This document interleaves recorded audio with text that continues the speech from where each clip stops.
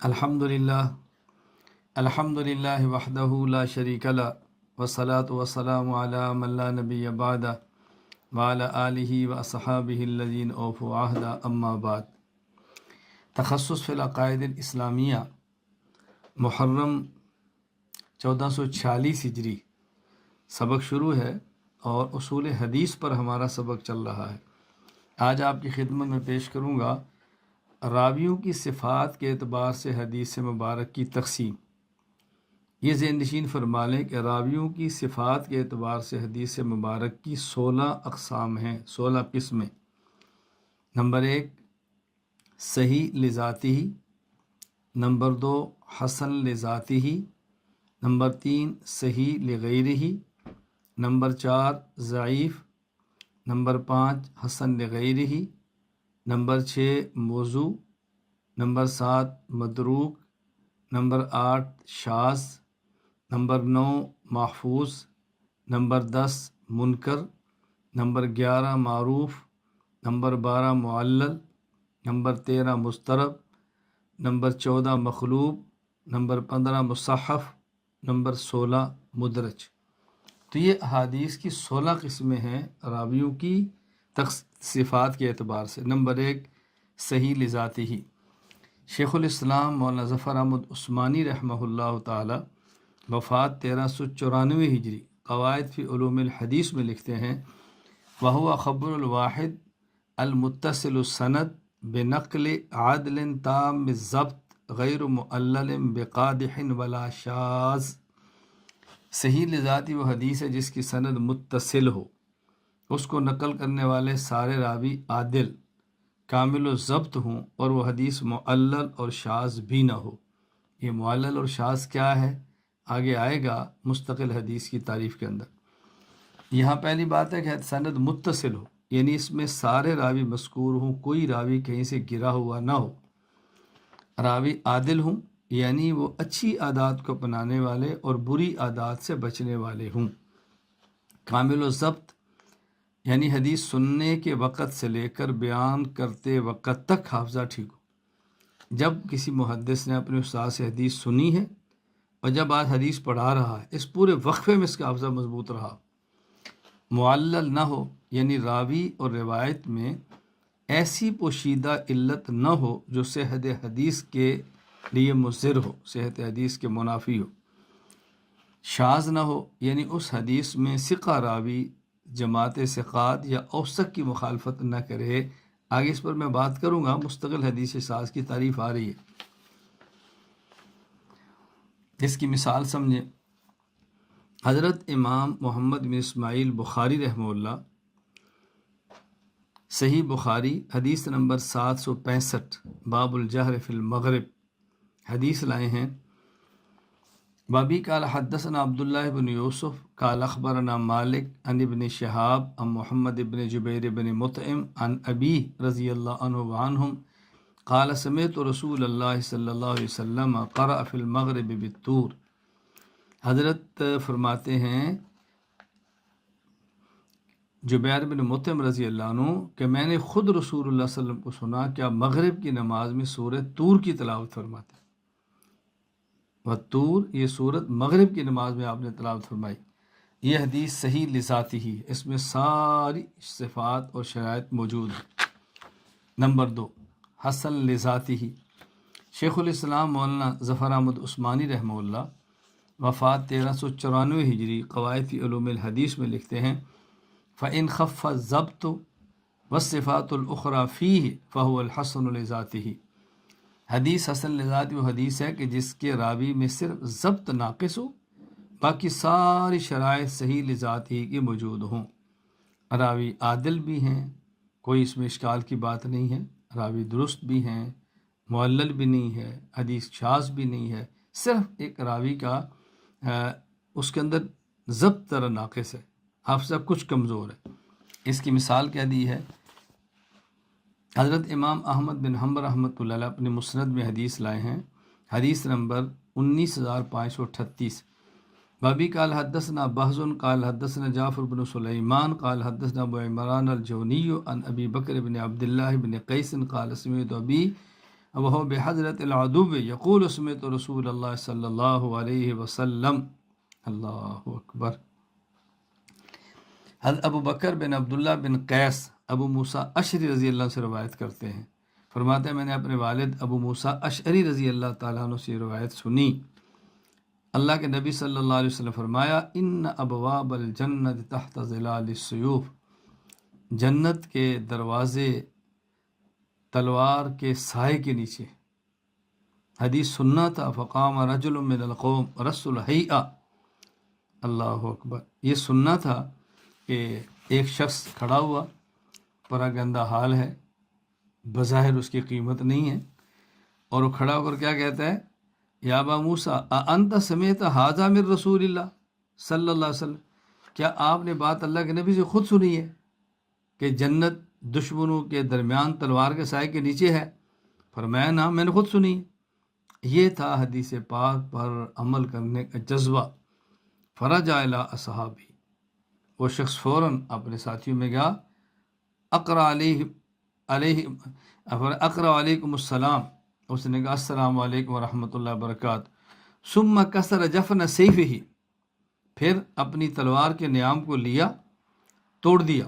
فالقاہ، اور پھینک دیا. ثم مشى بسیفہ فضرب به حتى قتل، تلوار کو لے کر دشمنوں کے ساتھ لڑتا رہا یہاں تک کہ شہید ہو گیا.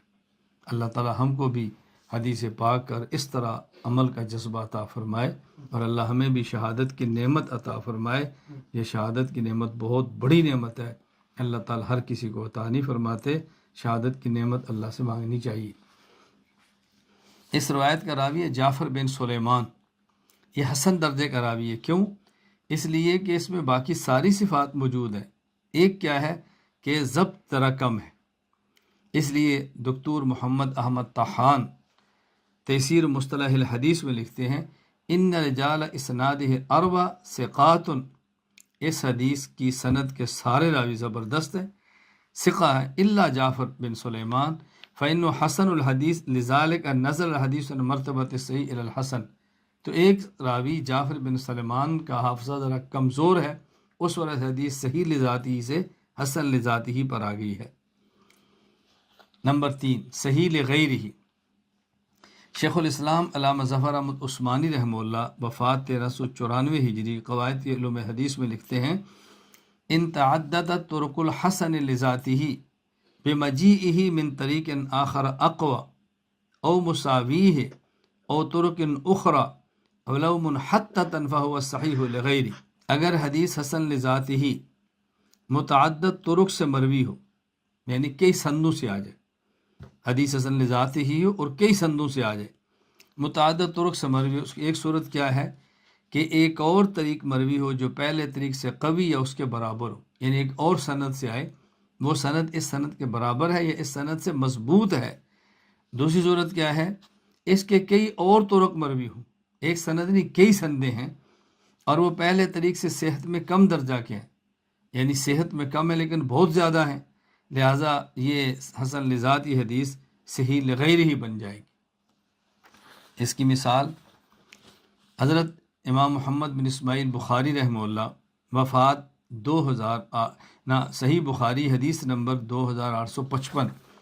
وبی قال حدثنا علی بن عبد اللہ بن جعفر قال حدثنا معن بن عیسیٰ قال حدثنا ابی بن عباس بن سہل عن ابی عن جدی قال قال النبی صلی اللہ علیہ وسلم فی حائطنا فرس یقال له اللحیف قال ابو عبداللہ وقال بعضهم اللخیف.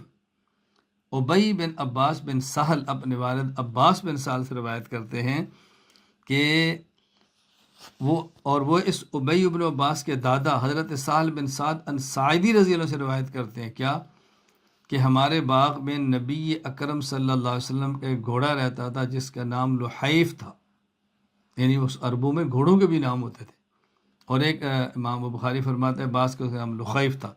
اب یہ حدیث ہے کہ رسول اللہ صلی اللہ علیہ وسلم کا گھوڑا تھا، ہمارے باغ میں رہتا تھا، نام اس کا لحیف تھا یا لخیف تھا. علامہ جلال الدین عبد الرحمن بن ابو بکر سیوطی رحمہ اللہ وفات 911 ہجری تدریب راوی سیوطی میں لکھتے ہیں ان ابین ھذا ضعفہ لحفظ احمد وابن معین والنسائی. اس میں ایک راوی ہے ابی، یہ جو ابی ابن عباس ہیں، حضرت امام احمد نے، ابن معین نے اور امام نسائی نے ان کو ضعیف کہا ہے ان کے حافظے کے کمزور ہونے کی وجہ سے، لیکن ان کی حدیث حسن ہے۔ کیوں حسن ہے؟ لیکن تابہ علیہ اخو عبد المہیمن فرتقى الی درجۃ الصحہ، ان کی حدیث حسن تھی کیونکہ حافظہ کمزور ہے نا، ان کی چونکہ مطابت موجود ہے اور حدیثیں موجود ہیں جو اسی مضمون کی ہیں، تو اس بنیاد پر اب یہ حدیث حسن سے صحیح لغیر ہی بن گئی۔ یہ جو روایت تھی میں نے بھی بتایا ابی بن عباس والی، اب ان کے جو مطابق روایت ہے دوسری آئی ہے وہ ہے عبد المہیمن کی، السنن الکبریٰ للبیہقی، حدیث نمبر 20297، کہتے ہیں بھی قال اخبرنا ابو عبد اللہ الحافظ و ابو بکر بن الحسن القاضی قال حدثنا ابو العباس محمد بن یعقوب قال حدثنا محمد بن اسحاق السغانی قال انبأنا علی بن بحر قال حدثنا عبد المہیمن ابن عباس بن سہل عن ابی عن سہل بن سعد انه كان عند سعد بن ابی سہل ثلاثۃ افراس للنبی صلی اللہ علیہ وسلم، سعد بن ابی سال کے پاس نبی پاک صلی اللہ علیہ وسلم کے 3 گھوڑے تھے، یعلفہن، وہ ان 3 گھوڑوں کو چرایا کرتے تھے، حضور کے 3 گھوڑے تھے، خدمت کرتے تھے ان کے، واسماءہن، ان 3 گھوڑوں کے نام کیا تھے؟ اللزاز واللحیف والضرب۔ پہلی حدیث میں کیا تھا؟ گھوڑا جس کا نام کیا تھا؟ لحیف، اب وہ حدیث حسن تھی، تو ایک دوسری حدیث اس کے اور سند کے ساتھ آ گئی اور اس کی سند قوی ہے، لہذا یہ حسن سے صحیح لغیر ہی ہو گئی۔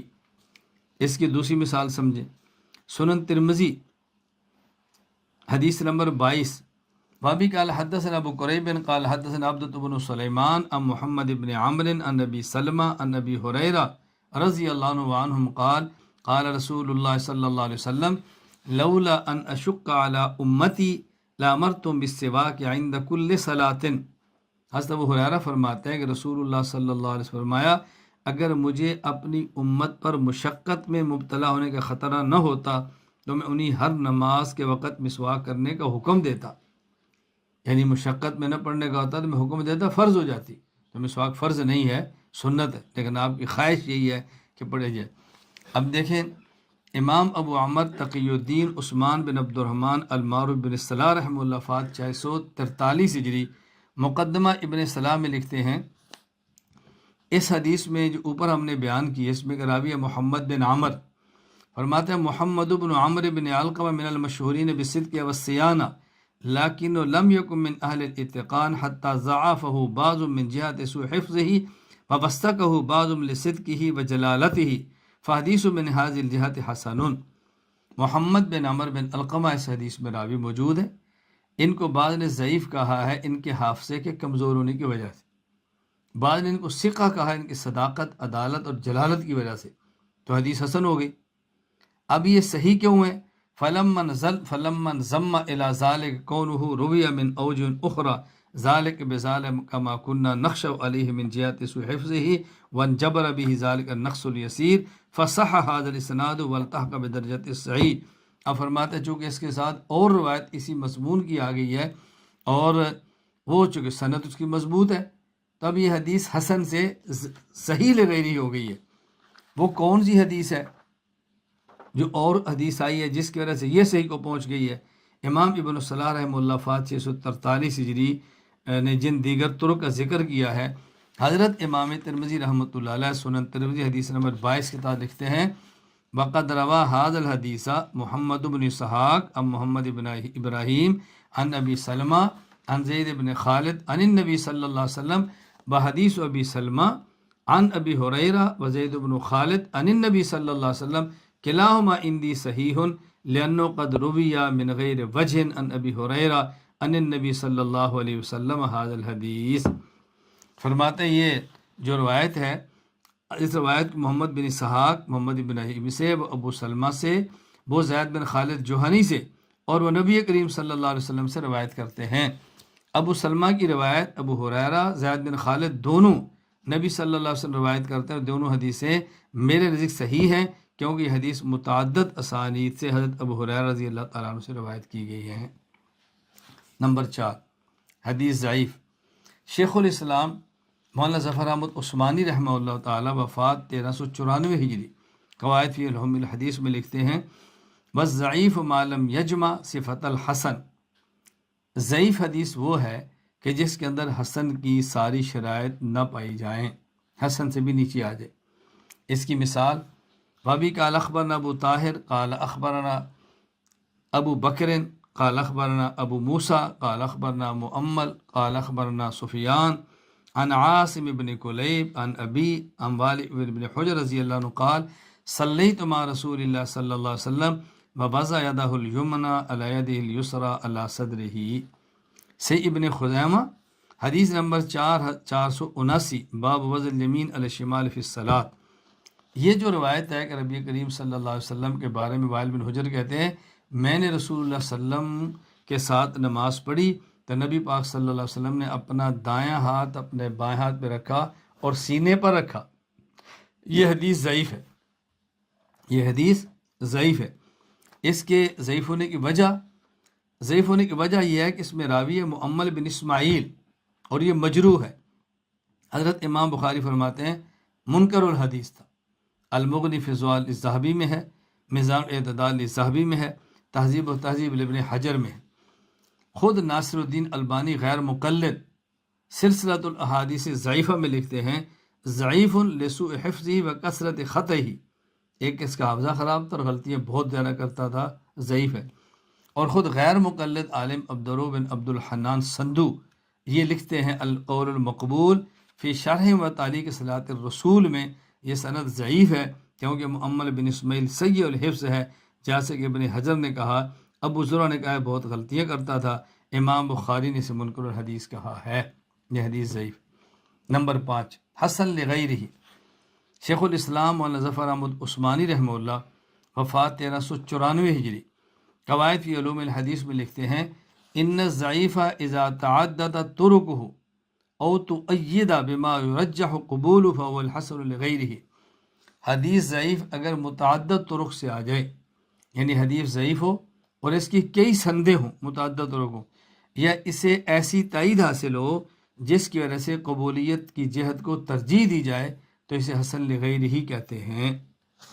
مثال وابی قال حدثنا ابو موسیٰ محمد بن المثنى وابراہیم بن یعقوب وغیر واحد قالوا حدثنا حماد بن عیسی الجہنی عن حنظلة بن ابی سفیان الجمحی عن سالم بن عبد اللہ عن ابی عن عمر بن الخطاب قال كان رسول اللہ صلی اللہ علیہ وسلم اذا رفع یدیہ فی الدعاء لم یحطہما حتی یمسح بہما وجہہ۔ رسول اللہ صلی اللہ علیہ وسلم جب دعا فرماتے تھے تو آپ اس وقت تک اپنے ہاتھ واپس نہ کرتے جب تک اپنے چہرے پر نہ مل لیتے۔ نبی صلی اللہ علیہ وسلم دعا فرماتے تو اپنے ہاتھ میں اپنے چہرے مبارک پر پھیر لیا کرتے تھے۔ اب یہ جو حدیث پاک ہے یہ حسن لغیرہ ہی ہے، کیوں؟ حافظ ابو الفضل احمد بن علی ابن حجر اسقلانی رحمہ اللہ وفات 852 ہجری، تقریب التہذیب میں لکھتے ہیں حماد بن عیسی بن عبیدہ بن الطفیل الجہنی الواسطی نذیر البصرۃ ضعیف، اس میں راوی ہے حماد بن عیسیٰ، یہ بصرہ میں رہتے تھے اور یہ ضعیف راوی ہے، بصرہ میں رہائش پذیر اور ضعیف ہے۔ حافظ ابو الفضل احمد بن علی بن حجر اسقلانی رحمہ اللہ وفات 852 ہجری، بلوغ المرام میں لکھتے ہیں وَلَهُ شواہد، یعنی اس حدیث کو ضعیف ہونا چاہیے لیکن یہ حسن لغیرہ کیوں ہے؟ اس لیے کہ اس کے لیے اور مؤید موجود ہے، اس کی تائید اور سند سے بھی ہو رہی ہے۔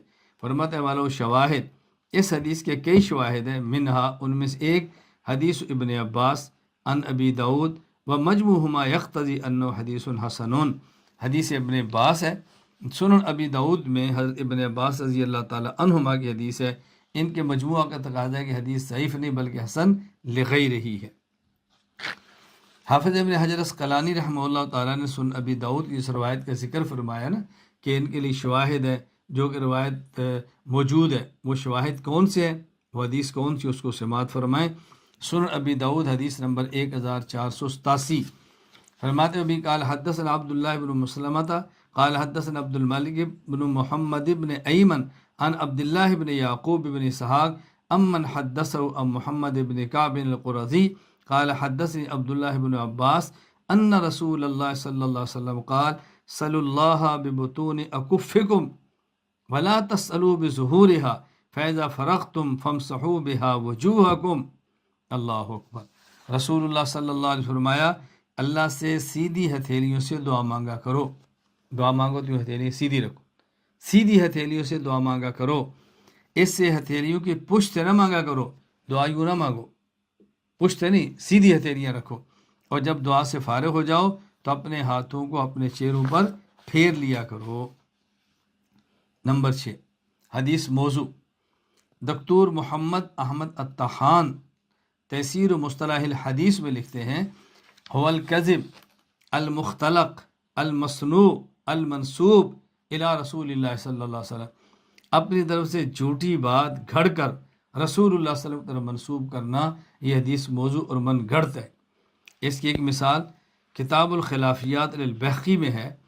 وبی قال اخبرنا ابو عبداللہ الحافظ قال حدثنا جعفر بن محمد بن نصیر بن القاسم الخفاص قال حدثنا عبد الرحمن بن قریش بن خزیمۃ الحربی قال حدثنا عبداللہ بن احمد الدحیمی قال حدثنا الحسین بن عبداللہ بن حمران الرقی قال حدثنا عصمت بن محمد الانصاری قال حدثنا موسیٰ بن عقبہ عن نافع عن ابن عمر رضی اللہ عنہم ان رسول اللہ صلی اللہ علیہ وسلم کان اذا افتتح الصلاۃ رفع یدیہ۔ عبداللہ بن عمر فرماتے ہیں کہ جب رسول اللہ صلی اللہ علیہ وسلم نماز کو شروع فرماتے تو رفع یدین کرتے، ہاتھ یوں اٹھاتے۔ وَإِذَا رَكَعَ وَإِذَا رَفَعَ رَأْسَهُ مِنَ الرُّكُوعِ، جب اب رکوع کرتے اور سر اٹھاتے رکوع سے تو رفع یدین کرتے۔ وَكَانَ لَا يَرْفَعُ ذَلِكَ فِي السُّجُودِ، اور سجدے میں نہیں کرتے تھے۔ فَمَا زَالَتْ تِلْكَ صَلَاةُ رسول اللہ صلی اللہ علیہ وسلم حتیٰ لقی اللہ عز وجل، رسول اللہ صلی اللہ علیہ وسلم یہ رکوع شروع میں، رکوع جاتے، رکوع سے سر اٹھاتے، ہمیشہ رفع یدین کرتے رہے یہاں تک کہ آپ دنیا سے چلے گئے۔ یہ حدیث موضوع اور من گڑت ہے، یہ حدیث موضوع اور من گڑت ہے کہ رسول اللہ صلی اللہ علیہ وسلم آخر زندگی یوں فرماتے رہے، یہ حدیث من گڑت ہے۔ چنانچہ اس حدیث کا راوی ہے ایک، میں نے بھی آپ کے سامنے پڑھا کہ کس بنیاد پہ ہے، عصمہ بن محمد انصاری، عصمہ بن محمد انصاری۔ امام یحییٰ بن معین رحمہ اللہ فرماتے ہیں کان کذابن، یہ جھوٹا تھا، یروی احادیث کذبن، جھوٹی حدیثیں روایت کرتا تھا، من اکذب الناس، سب سے بڑا جھوٹا تھا، یضع الحدیث، اور حدیثیں گھڑا کرتا تھا۔ تاریخ بغداد، میزان الاعتداد، الضعفاء الکبیر العقیلی۔ امام عقیلی فرماتے ہیں یحدث بالاباطیل یعنی الثقات، ثقہ راویوں کی طرف منسوب کر کے باطل حدیثیں پڑھا کرتا تھا۔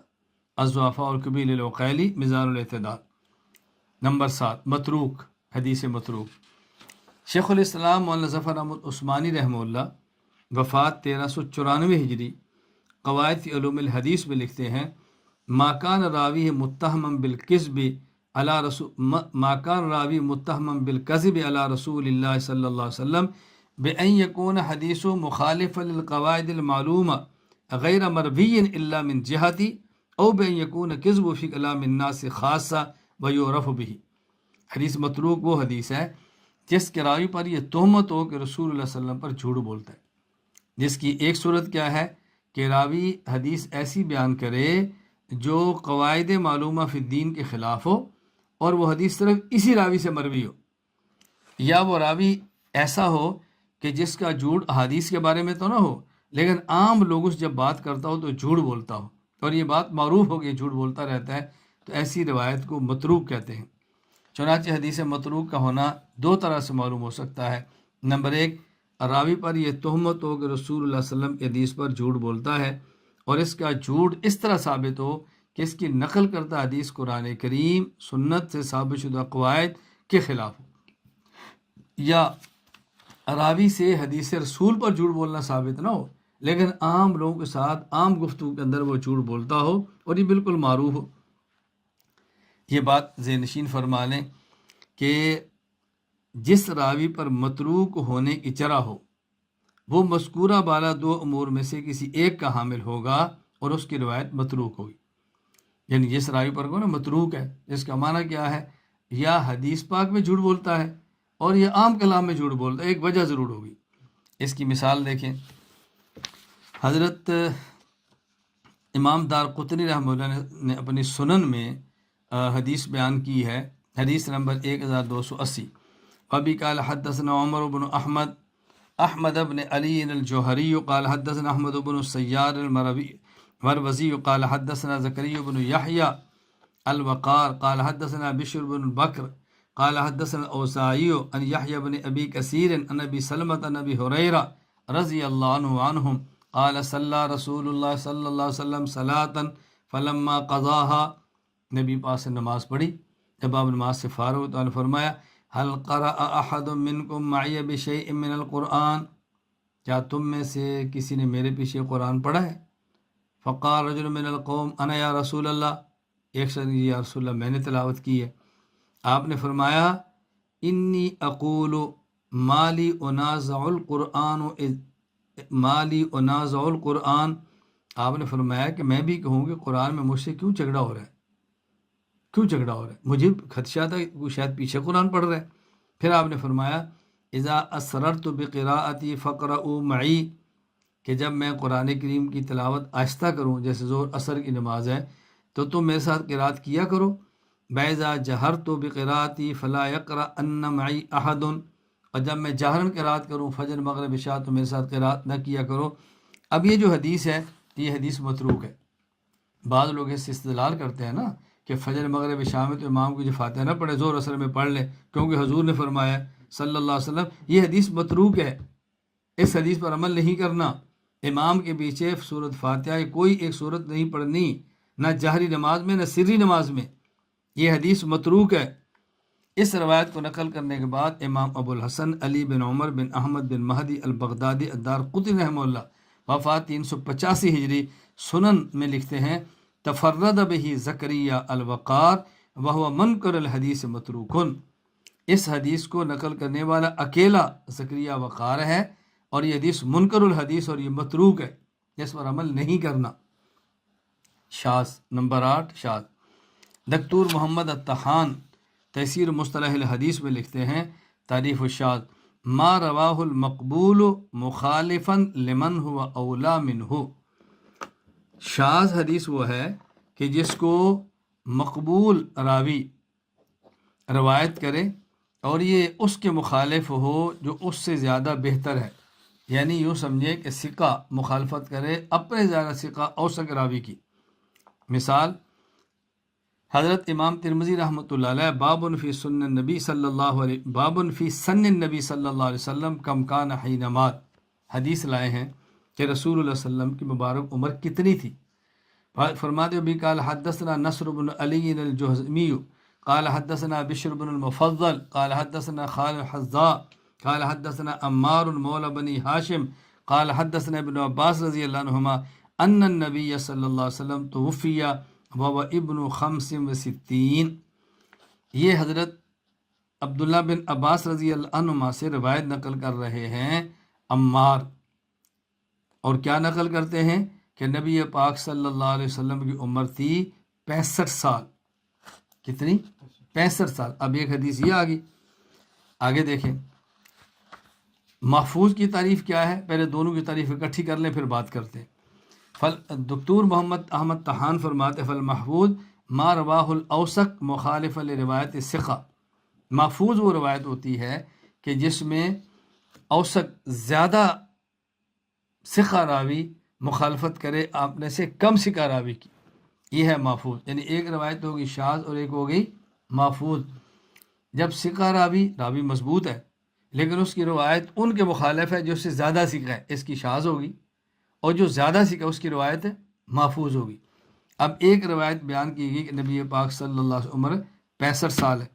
دوسری روایت ذرا سماعت فرمائیں، امام مسلم نے مسلم حدیث نمبر 4336 میں نقل کی ہے۔ ابھی قال حدثنا ابن ابی عمر قال حدثنا بشر بن السری قال حدثنا حماد عن ابی جمرۃ الزبعی عن ابن عباس رضی اللہ عنہما قال اقام رسول اللہ صلی اللہ علیہ وسلم بمکہ 13 سنہ۔ حضرت ابن عباس رضی اللہ عنہ کے شاگرد ابن عباس سے نقل کرتے ہیں کہ رسول اللہ صلی اللہ علیہ وسلم مکہ مکرمہ میں 13 سال رہے، یوحا الی آپ پر وحی آتی رہی، وبالمدینۃ 10 اور مدینہ منورہ 10 سال رہے، ومات وہو ابن 63 سنہ آپ کی وفات ہوئی اور آپ کی عمر 63 سال تھی۔ پہلے عبداللہ بن عباس کے شاگرد عمار نے روایت نقل کی کہ آپ کی عمر 65 سال تھی۔ اب عبداللہ بن عباس کے شاگرد حضرت ابو جمرہ روایت نقل کرتے ہیں کہ آپ کی عمر 63 سال تھی۔ ایک اور روایت دیکھیں، دوسری روایت یہ سنن ترمذی میں ہے، امام ترمذی روایت نقل کرتے ہیں، وابی قال حدثنا احمد بن منی قال حدثنا روح بن عبادہ قال حدثنا زکریا بن اسحاق قال حدثنا عمرو بن دینار عن ابن عباس رضی اللہ عنہما قال مکث النبی صلی اللہ علیہ وسلم بمکہ 13 سنہ یعنی یوحى الی وتوفی وهو ابن 63۔ عبداللہ بن عباس رضی اللہ عنہما کے شاگرد عمر بن دینار فرماتے ہیں کہ رسول اللہ صلی اللہ علیہ وسلم وفات ہوئی تو آپ کی عمر 63 سال تھی۔ اب دیکھیں، حضرت عبداللہ بن عباس کے ایک شاگرد ہے عمار، وہ کہتے ہیں عمر 65 سال ہے، اور آپ کے ایک شاگرد ہے ابو جمرہ، وہ کہتے ہیں 63 ہے، ایک اور شاگرد ہے حضرت عمر بن دینار، وہ بھی کہتے ہیں 63 ہے۔ تو عمار ثقہ ہے، لیکن حضرت ابو جمرہ اور حضرت عمر بن دینار ان سے بھی زیادہ ثقہ ہے، تو ثقہ کی روایت شاذ ہے اور اوثق کی محفوظ ہے۔ تو ہم یہ کہیں گے کہ رسول اکرم صلی اللہ علیہ وسلم کی جو عمر مبارک 65 سال جن روایات میں وہ روایت شاذ ہے، اور جن میں 63 ہے وہ روایت محفوظ ہے۔ چنانچہ حافظ عماد الدین ابو الفدا اسماعیل بن خطیب ابو حفص عمر بن کثیر دمشقی رحمہ اللہ وفات 774 ہجری البدایہ والنہایہ میں لکھتے ہیں، روایت الجماعت عن ابن عباس رضی اللہ عنہما فی 63 اصح فہم اوثق و اکثر، اس کو نقل کرنے راوی ثقہ بھی زیادہ ہیں اور ہیں بھی زیادہ، ہر اعتبار سے روایت محفوظ ہے۔ آگے چلیے، نمبر 10 منکر۔ شیخ الاسلام مولانا ظفر احمد عثمانی رحمہ اللہ وفات 1394 ہجری قواعد فی علوم الحدیث میں لکھتے ہیں، والمنکر ما رواہ الضعیف مخالفا للمقبول مخالفتا کذالک مقابلہ یقال له المعروف۔ منکر حدیث اس کو کہتے ہیں کہ جس کو روایت کرنے والا راوی ضعیف ہو اور مقبول کی روایت کی مخالفت کرے، اور روایت کی مخالفت اس طرح کرے کہ جس سے مقبول راوی کی روایت کی تردید لازم آتی ہو، یعنی نقل کرنے والا ضعیف ہے اور مخالفت کرتا ہے مقبول کی، اور مخالفت ایسے کرتے ہیں جسے مقبول کی تردید لازم آتی ہے، یہ روایت منکر ہے۔ اس کی مثال اصل الکبریٰ للبیہقی باب من قال الاضحیٰ جائز یوم النحر، حدیث نمبر 19720۔ حضرت ورواہ معاویۃ بن یحییٰ الصدفی عن الزہری عن سعید بن المسیب مرۃ عن ابی سعید ومرۃ عن ابی ہریرہ رضی اللہ تعالیٰ عنہ عن النبی صلی اللہ علیہ وسلم ایام التشریق کلھا ذبح۔ معاویہ بن یحییٰ الصدفی سے روایت ہے کہ رسول اللہ صلی اللہ علیہ وسلم فرمایا کہ ایام التشریق کلھا ذبح، کہ 10 11 12 13 ذی الحج تک یہ ایام تشریق ہیں اور یہ قربانی کے دن ہیں، جس سے غیر مقلدین ثابت کرتے ہیں کہ قربانی کے دن 4 ہے۔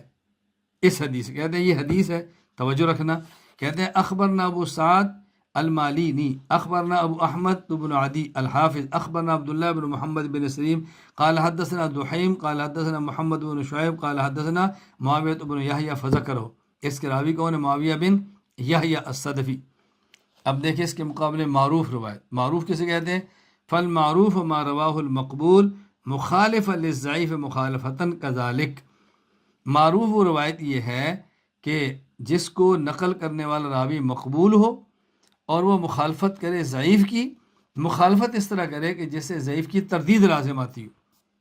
حدیث علامہ عینی رحمۃ اللہ، علامہ زعلی نصب الرایہ کے اندر لکھا ہے، کہتے ہیں ورواہ ابو یعلا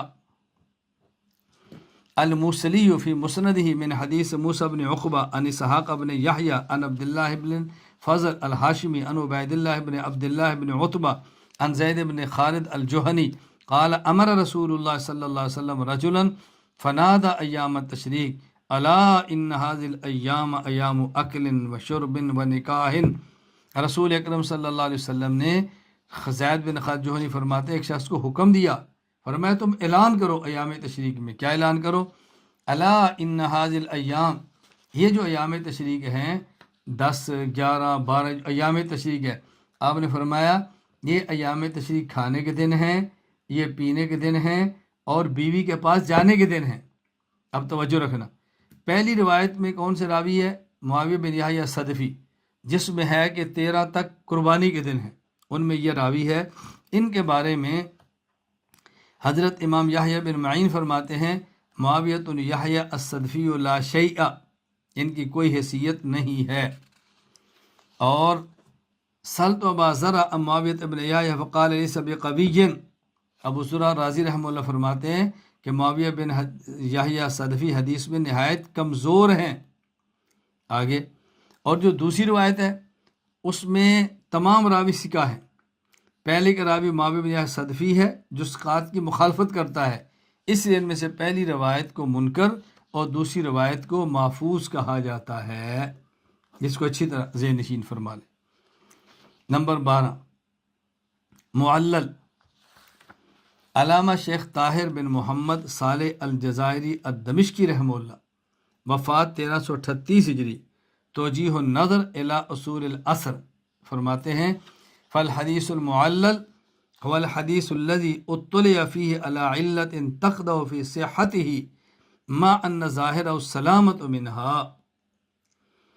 حدیث معلل وہ حدیث ہے جو بظاہر بے عیب ہو، بظاہر اس میں کوئی کمزوری نظر نہ آئے، لیکن اس میں کوئی ایسی پوشیدہ علت معلوم ہو جائے جو صحت حدیث کے لیے نقصان دہ ہو۔ اب بات سمجھیں، صحت علت کے مثلا کوئی ایسی مخفی علت ہو جس کو عام بندہ نہ سمجھ سکے، بظاہر حدیث بالکل درست ہے، کوئی کمزوری نہیں ہے، کوئی اس کے اندر عیب نہیں ہے، لیکن کوئی علت ہے جس کو عام بندہ نہیں سمجھ سکتا، اس کی آپ ایک مثال سمجھیں اور غیر مقلدین کی بددیانتی سمجھیں کہ حدیث ایک کتاب سے لی ہے اور چونکہ سند کمزور تھی تو سند دوسری کتاب کی لے لی، تو عام بندہ جو دیکھے گا وہ تو کہ بالکل ٹھیک ہے، سند بھی ٹھیک ہے، حدیث بھی ٹھیک ہے، حالانکہ حدیث کا متن اور جگہ سے لیا اور سند اور جگہ سے، کمزور سند کو چھوڑ دیا اور دوسرے ساتھ ٹچ کر دی۔ اب اس کی مثال سمجھیں، صحیح ابن خزیمہ حدیث نمبر 479، وبی قال اخبرنا ابو طاہر قال اخبرنا ابو بکر قال اخبرنا ابو موسیٰ قال اخبرنا مؤمل قال حدثنا سفیان قال اخبرنا سفیان عن عاصم بن کلیب عن ابی عن وائل بن حجر قال صلیت مع رسول اللہ صلی اللہ علیہ وسلم وضع ید الیمنی علی ید الیسری علی صدرہ۔ وائل بن حجر کہتے ہیں کہ میں نے رسول اللہ صلی اللہ علیہ وسلم کے پیچھے نماز پڑھی اور آپ نے دایاں ہاتھ اپنے بائیں ہاتھ پر رکھا، اور رکھا کہاں پہ؟ سینے پر۔ اب سے ابن خزیمہ میں روایت ہے، اب اس میں جو کہ راوی ہے نا مؤمل، اس راوی کی روایت قبول نہیں ہے، تو انہوں نے جو حدیث نقل کی اس روایت کو چھوڑ کر سند اور ساتھ ملا دی۔ وہ دیکھیں ذرا، اب اس حدیث میں راوی محمد بن اسماعیل مجروح ہے، امام بخاری فرماتے ہیں منکر الحدیث، یہ منکر الحدیث ہے۔ المغنی فی الضعفاء میں ہے، میزان الاعتدال میں۔ ناصر الدین البانی غیر مقلد کہتے ہیں ضعیف لسوء حفظی و کثرت خطئی، اس کا حافظہ بھی کمزور تھا، غلطیاں بہت کرتا تھا، یہ روایت اس کی ٹھیک نہیں ہے۔ سلسلہ احادیث ضعیفہ میں لکھتے ہیں۔ عبدالرؤف بن عبد الحنان غیر مقلد لکھتے ہیں القول المقبول میں یہ سند ضعیف ہے کیونکہ مؤمل بن اسماعیل سیء الحفظ ہے، جیسے کہ ابن حجر نے تقریب میں کہا۔ ابو زرع نے کہا یہ بہت غلطیاں کرتا تھا، امام بخاری سے منکر الحدیث کا۔ اب غیر مقلدین نے کیا کیا؟ اس سند کو ختم کر دیا اور صحیح مسلم کی سند ساتھ لگا دی۔ حدیث کا متن لیا ابن خزیمہ سے اور سند لی صحیح مسلم سے، اور دونوں کو ملا کر پیش کر دیا، یہ سند تو درست ہے۔ اب اس کو عام بندہ تو نہیں سمجھتا نا، وہی سمجھے گا جو حدیث کے فن کا ماہر ہے۔ چنانچہ انہوں نے سند یہ لی، یہ فتاویٰ ثنائیہ جلد 1 صفحہ 442، فتاویٰ علماء حدیث جلد 3 صفحہ 91 پر ہے۔ کیا کیا؟ ام محمد بن یحییٰ ان عفان ان حمام ان محمد بن جحادہ ان عبد الجبار بن وائل ان القۃ بن وائل و مولا لہم ابی۔ تو متن لے لیا ابن خزیمہ سے اور سند لے لی صحیح مسلم سے۔ اب دیکھیں نا، اب یہ حدیث پاک ایسی ہے کہ ہم کہیں گے کہ یہ حدیث معلل ہے، کیوں؟ اس میں ایسی علت موجود جس کو عام بندہ سمجھ نہیں پا رہا۔ نمبر 13 مسترب، شیخ الاسلام مولانا ظفر احمد عثمانی رحمہ اللہ، وفات 1394 ہجری، قواعد فی علوم الحدیث میں لکھتے ہیں حدیث یروى علی اوج مختلفۃ متساویۃ سواء کان من راو واحد مرتین او اکثر او من راو ثان او من روات ولا مرجحہ۔ مسترب وہ حدیث ہے جو ایک راوی سے مختلف الفاظ سے مروی ہو یا کئی روات سے مختلف الفاظ سے مروی ہو اور راوی قوت میں سب برابر ہوں، ان میں سے ایک کو دوسرے پر ترجیح بھی نہ دی جا سکے، یہ حدیث مسترب ہے اور یہ حدیث قابل استدلال نہیں ہوتی۔ چنانچہ مثال سمجھیں، سنن ترمذی باب ما جاء فی ان فی المال حقا سوى الزکات، حدیث ہے وابی قال حدثنا عبداللہ بن عبد الرحمن قال اخبرنا محمد بن طفیل عن شریک عن ابی حمزہ عن عامر الشعبی عن فاطمہ بنت قیس عن النبی صلی اللہ علیہ وسلم قال ان فی المال حقا سوى الزکات۔ فاطمہ بنت قیس کہتی ہیں کہ نبی پاک صلی اللہ علیہ وسلم فرمایا کہ مال میں زکوٰۃ کے علاوہ بھی حق ہے، ایک حدیث۔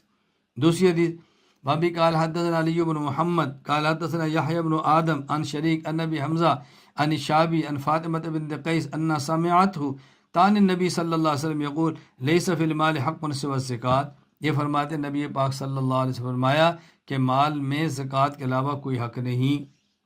ایک حدیث کیا ہے؟ مال میں زکوٰۃ کے علاوہ حق ہے، ایک حدیث مال میں زکوٰۃ کے علاوہ حق نہیں۔ اب دونوں سندیں ایک جیسی ہیں، ایک کا معنی اور ہے دوسرے کا معنی اور ہے، حدیث مسترب ہے لہذا حدیث قابل استدلال نہیں ہے۔ اب اس حدیث سے استدلال نہیں کریں گے اور دلائل سے دیکھیں گے کہ زکوٰۃ کے علاوہ حق ہے ہی نہیں، حق تو ہے، بہت سارے حقوق موجود ہیں زکوٰۃ کے علاوہ مال کے اندر۔ ان حدیثوں سے استدلال اب نہیں کریں گے، بات اچھی طرح سمجھ لیں۔ مختلف روات سے مروی روایت کی مثال، یعنی حدیث ایک ہے لیکن کئی راویوں سے ہے، حدیث ایک ہے لیکن اب یہ کیا تھی؟ ایک حدیث تھی اور ایک ہی راوی سے الفاظ اور ہیں، دوسری سند میں اس کے الفاظ اور ہیں۔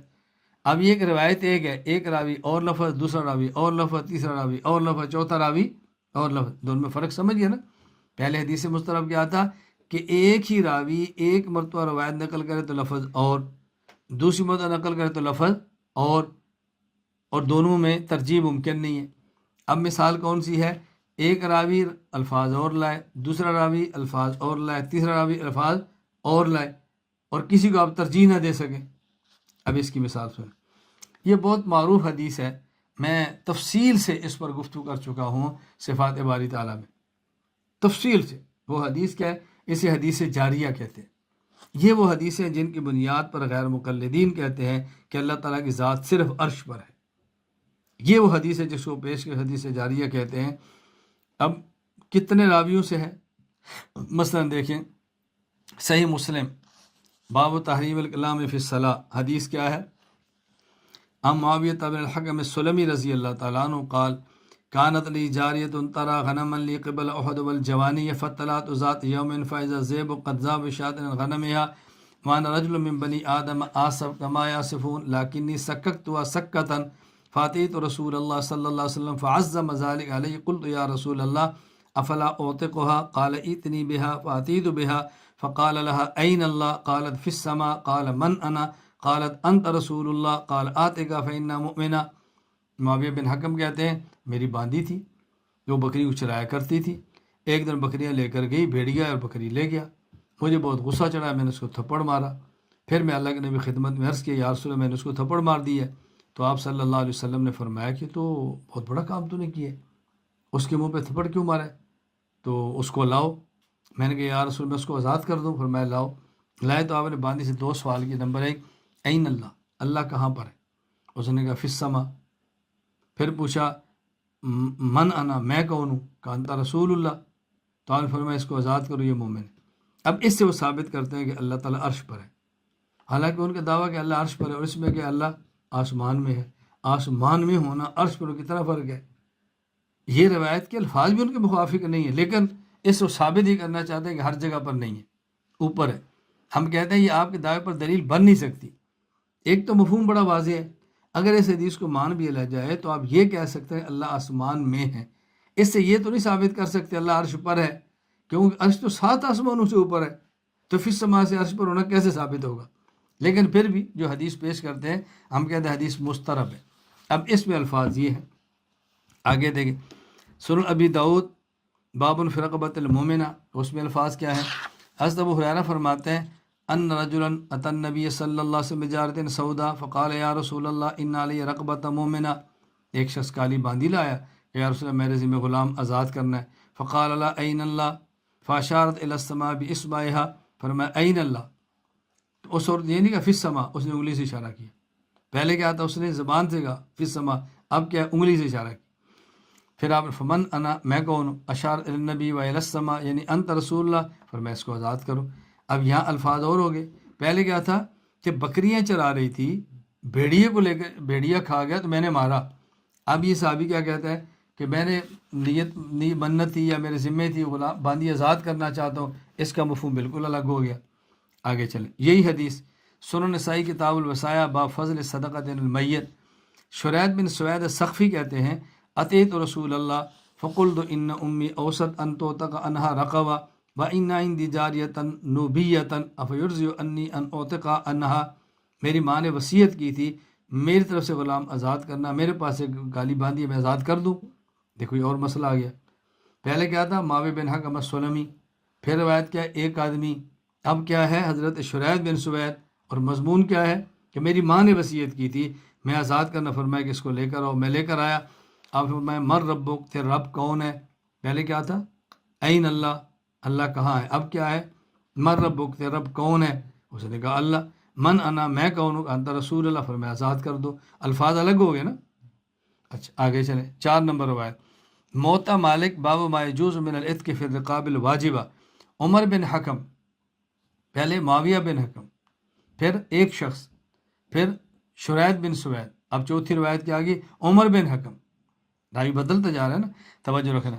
کہتے ہیں میں اللہ کے نبی کے پاس آیا، وہی مضمون ہے کہ میری باندھی تھی بکریاں چراتی تھی، ایک دن ایک بکری میں نے نہیں پائی، میں نے اس سے پوچھا تو اس نے کہا بھیڑیا کھا گیا ہے. تو مجھے بہت غصہ چڑھا، میں نے اس کو مارا. میں اللہ کے نبی خدمت میں آ گیا، رسول اللہ میں آزاد کرنے، فرمایا اس کو لے کر آؤ. این اللہ، اللہ کہاں پر ہے، کافی السما. من انا انت رسول اللہ، فرمایا اس کو آزاد کر دو. یہ راوی کے نام میں فرق آ گیا. آگے جی نمبر 5 موطا مالک باب ما یجوز من العتق فی الرقاب الواجبہ.